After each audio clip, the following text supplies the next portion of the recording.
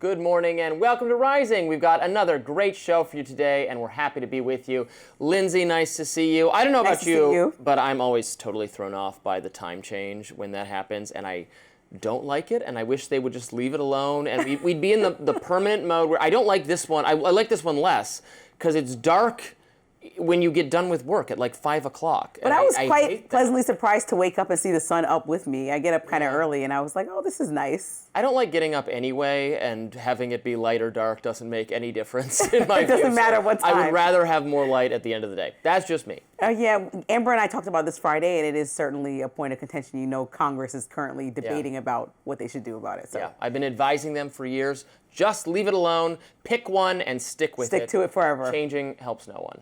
All right, coming up on Rising, Democrats are criticizing President Trump for throwing a Gatsby-themed party while SNAP benefits are set to run out for millions of Americans. About that old sport. Well, plus Democratic Congressman Hakeem Jeffries told CNN's Jake Tapper that Zohran Mamdani was not the future of the Democratic Party. And President Trump is lashing out at comedian Seth Meyers over a segment the comedian did. But first, Robby, what's on your radar? Let's get to it.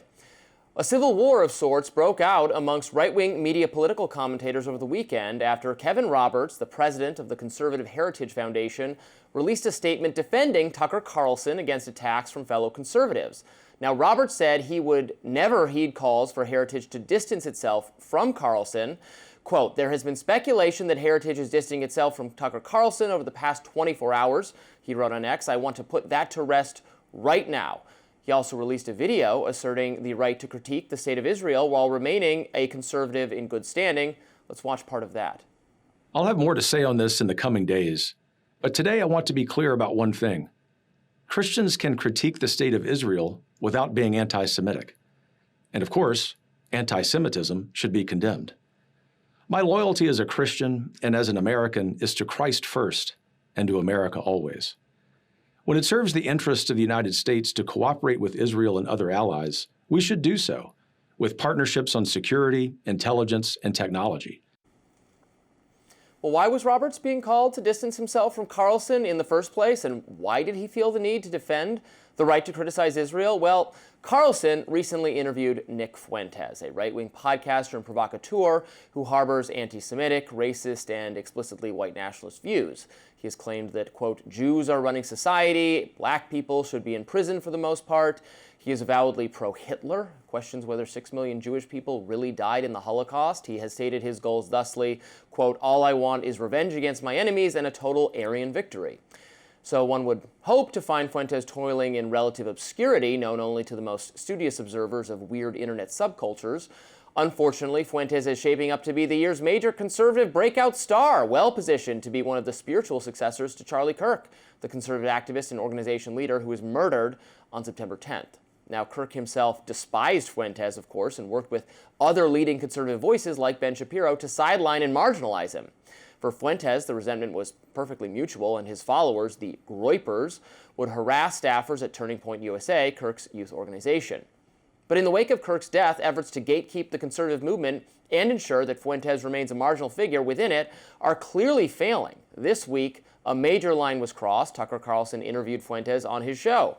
The 2-hour conversation has racked up 16 million views on X. Now, many conservatives are furious that Carlson would interview Fuentes in the first place and have called for denunciations, not just of Fuentes, but also of Tucker Carlson for platforming him. Now, while the statement from Heritage initially said only that Roberts abhors Fuentes, he later issued a stronger statement describing and condemning Fuentes' racism and anti-Semitism. He wrote, Nick Fuentes' anti-Semitism is not complicated, ironic, or misunderstood. It is explicit, dangerous, and demands our unified opposition as conservatives. Fuentes knows exactly what he is doing. He is fomenting Jew hatred, and his incitements are not only immoral, they are unchristian, and they risk violence. For those, especially young men, who are enticed by Fuentes and his acolytes online, there is a better way. Now, the background to all this is the increasing salience of the Israel issue, which now divides Republicans somewhat. Conservatives who are older, evangelical, and getting their news from television, from Fox News, Newsmax, etc., tend to be very supportive of Israel and of Israeli Prime Minister Benjamin Netanyahu, and also continued U.S. military support for that country's war on the terrorist group Hamas. Conservatives who are younger, Catholic, and get their news from independent podcasts tend to think that America should be less involved in the Middle East, less financially supportive of Israel, and less tied to the Israeli government's wholesale destruction of Gaza, which has killed nearly 70,000 people. Now, it's perfectly possible to associate with the latter camp while also rejecting, of course, anti-Semitism, racism, and Holocaust denial. In fact, I would argue that is morally correct to have that exact position. But Fuentes is clearly steering the right toward a wholesale embrace of bigotry. Now, conservative critics of Fuentes and Carlson are understandably concerned about this. National Review assailed Carlson, for instance, for conducting an overly friendly chat and failing to challenge any of Fuentes' noxious views. Josh Hammer, a conservative speaker, called for Carlson to be blackballed in addition to Fuentes, and the Babylon Bee, conservative satire site, mocked Carlson relentlessly. Now, the problem for these conservatives is that their side is clearly losing. Fuentes is gaining influence, which means, importantly, that deplatforming Fuentes will not work. In the olden days, when a handful of conservative media organizations ruled the roost, well then, yeah, it would have been trivially easy to simply blackball Fuentes and ensure that he remained an obscure figure. That's no longer possible. The conservative media ecosystem, like the mainstream media ecosystem, frankly, is just too wide open and freewheeling. No central entity directs it. Conservative magazines won't print Fuentes, and conservative TV channels won't invite him on, but he can appeal directly to the people via social media. Moreover, social media platforms themselves, X, YouTube, Facebook, etc., have been explicitly discouraged by conservatives from doing any kind of effective gatekeeping and have largely moved away from this type of content moderation. They're not going to do it. Additionally, all the usual arguments against censorship apply here. Refusing to engage with Fuentes could make his arguments seem powerful, hypnotic, and ultimately more appealing. It appears as if opponents of Fuentes are afraid of a fair fight or lack the courage of their convictions. Younger conservative viewers might think some hidden or dangerous truth is being kept from them. In this way, deplatforming will backfire and guide the right toward the exact sort of conspiratorial thinking that they are trying to stop.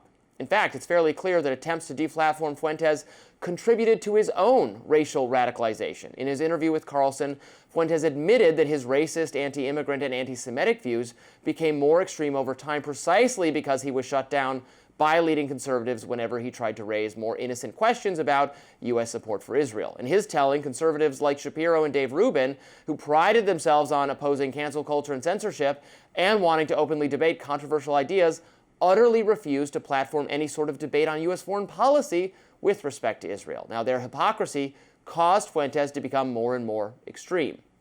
We don't necessarily need to take Fuentes' word for all that, of course. It's possible he secretly harbored awful prejudices all along.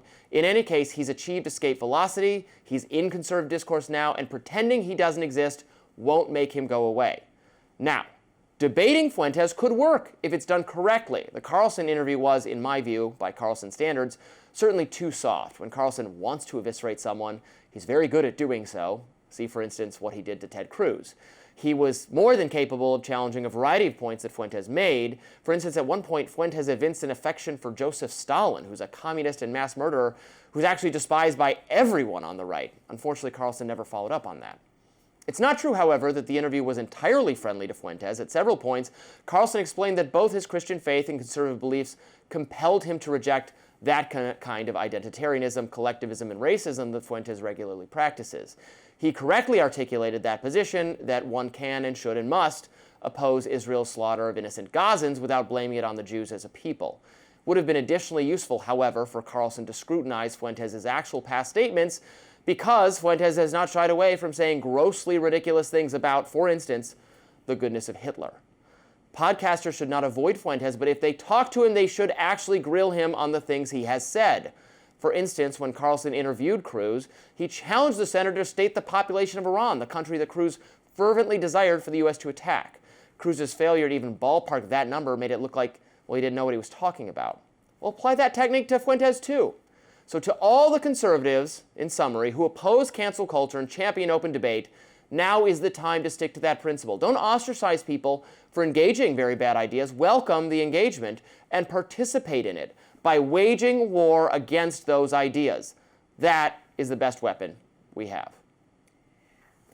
That was thoughtful. Thank you. And really good. But I think that when we look at Fuentes, the concern to me is the word rising star next to his name. And as somebody who looks at and really detailed and researches and aligns in some ways with MAGA, like, doesn't it concern you like the same way it would concern me if somebody of that stature and of those ideologies was becoming a quote unquote rising star of a party? Like every time somebody does something that's extremely racist or something that's out of line, I'll be the first one to be like, listen, no. And I think you and I both are that way. So when you say rising star, it makes you concerned about, well, who's in MAGA that's supporting these ideas? What type of people are we developing, culturing, nurturing? Like that's weird to say the least. No, I am concerned about it. But I think ignoring it and just trying not to feature him anywhere or deplatform him just won't work. It's not an appealing strategy. It is bringing more people to his side. So the only way, if you want to minimize his power, this is my advice to conservatives, would be to challenge him directly. Not indirectly try to cancel the people who interviewed him. Like, you can dislike how Tucker did the interview. I have criticisms of it. But I think being mad at Tucker for doing it betrays a kind of, almost there's a fecklessness to that. Like, just be mad at Nick Fuentes, and don't even be mad at him. Just say, you're wrong, your ideas are bad, here's why they are bad. That's the affirmative way to proceed. It's as simple as that. Instead of this, circuitous, like, well, I want to attack the people who are attacking him or defend the people who are defending him. No. Set all that aside. We're not deplatforming him. Let's just have the actual debate. From my purview, it looks that Trump is the only glue right now of the MAGA party. And it seems like when he dissolves, obviously he can't run again. I don't know what that looks like when you have like J.D. Vance at the helm. Well, Nick Fuentes hates J.D. Vance. Well, that's what I mean. I don't know what He's married to an Indian woman. Well, he said that's wrong, and he would rather support Gavin Newsom, who has a nice, pretty white family. That's the type of person we're dealing with. That's the type of person who's rising in. So then in the what? ranks, yes. What? And then they're saying he's following behind Charlie Kirk, and some people should expel that idea immediately. Especially if you tell me that Charlie Kirk is somebody who was like to debate, was open to ideas, was not forwardly trying to. He wanted to engage in debate rather than just push racist ideologies. Like I think that this person should be kind of shunned out of the party if this is the type of thing they're saying that J.D. Vance. Right. I'm not saying I'm shunned. I would say no. Debate him and explain why that is a bad view and a wrong view and a noxious view. And I believe that good ideas will beat bad ideas if they're allowed to be debated in the open. That's my view. We'll find out. I don't like to cancel people, but I'll say he's one of the people that I say can go and get canceled. Up next, President Trump sat down with 60 Minutes for an interview. We'll be right back.